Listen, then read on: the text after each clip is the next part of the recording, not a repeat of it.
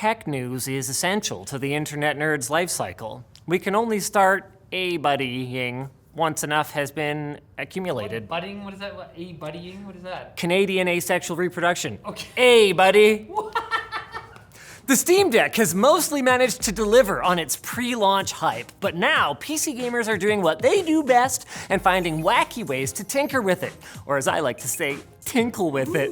YouTuber ETA Prime managed to connect an external GPU to Valve's gaming handheld by connecting a PCIe adapter to the Deck's M.2 storage expansion port, which meant that Windows had to be loaded via a micro SD card since SteamOS wouldn't play nice with external GPUs. The final setup looks more like a mad science experiment than a gaming setup, but with it, Prime was able to get somewhere around 4 to 5 times the Deck's normal gaming performance. Suffice it to say, this is probably exactly the kind of thing Valve was warning most people not to try. Though I think it's clear that ETA Prime isn't most people, and he's also not UFD Tech, who, fun story, actually I think did this first, and more recently put 20 terabytes of storage in the Steam Deck. Oh my goodness. It's fair to say they're both tinkle masters They're at this the point. real Mr. Twinkle Toes. And AMD is expected to launch the Ryzen 7 5800X3D soon, which the company labeled the world's fastest gaming processor. Come on in, step right up. And now early benchmarks have leaked showing that AMD's claims may not be far off. Peruvian tech site Xanxo Gaming broke embargo to publish their full review in which AMD's top chip mostly outperformed Intel's Core i9 12900KF. Whoa, but cool. not so fast.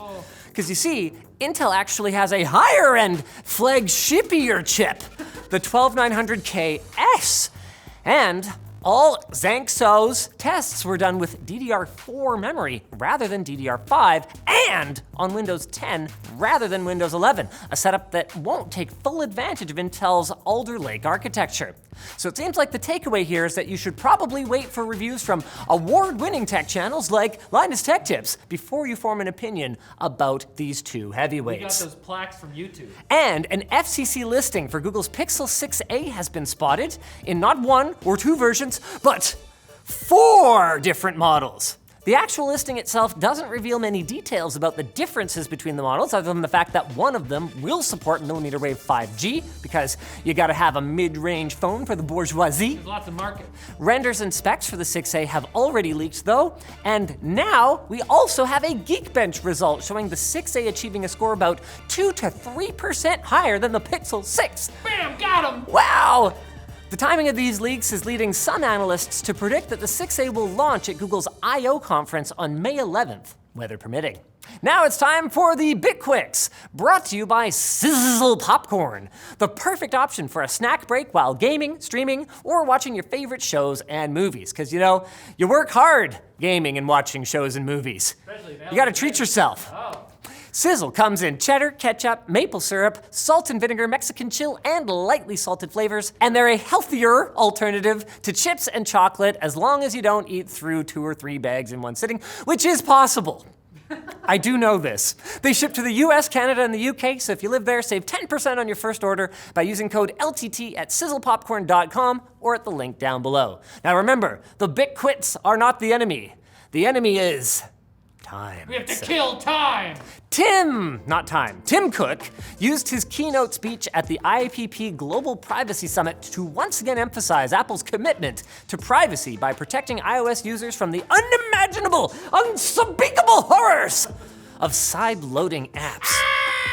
Cook warned against legislation currently being considered around the globe, which would force Apple to allow unvetted apps onto iPhone. Oh, God, no. It's not the iPhone, it's iPhone. You don't believe in articles. They said fighting such laws is one of the most essential battles of our time. Right up there with the fight to reverse Skittles' decision to change the green flavor back to lime from green apple. I still get nightmares sometimes. Meta has criticized Apple for taking a 30% cut of App Store transactions before, but if they get their way, the tech giant might end up taking a 47.5% cut of transactions on their Horizon Worlds metaverse platform. To be fair, 50-50. That number is made up of a 30% cut of sales made through the MetaQuest store and a 17.5% cut in Horizon itself. But I mean, come on. Yeah. It's the metaverse. It'll be so much cooler to live and work. For meta in there, in the meta mines. You don't need those benefits. DuckDuckGo, the privacy-focused search engine, has launched a beta for its macOS web browser, which will automatically block web trackers and block about 50% of those super annoying cookie consent pop-ups that show up every time you navigate to a flippin' website now. The startup says that the browser is also faster than Chrome and uses less data, which, to be fair, is probably not as hard as it used to be. You can join the waitlist now, although I'm not sure if it's like a sequential waitlist or a pick a random kid in the circle situation. Either way, you're gonna wanna get in there. And Niantic, the company behind the somehow massively popular Pokemon Go, has announced their newest AR game, Peridot, which looks like a cross between Pokemon and Tamagotchi. There's no battling to be found. Players will simply collect and nurture incredibly cute creatures, or even breed them to create new types of Peridots. Wait, is this a kid's game? Do we watch them do the breeding? No, stop it, Linus. And finally, a team at the University of Chicago is developing haptic feedback devices for VR called Chemical Haptics, which use soft silicone patches on the arms and cheeks, these ones maybe, to deliver liquid stimulants to a user's skin. Various chemicals can create sensations of tingling, numbing, stinging, warming, and cooling.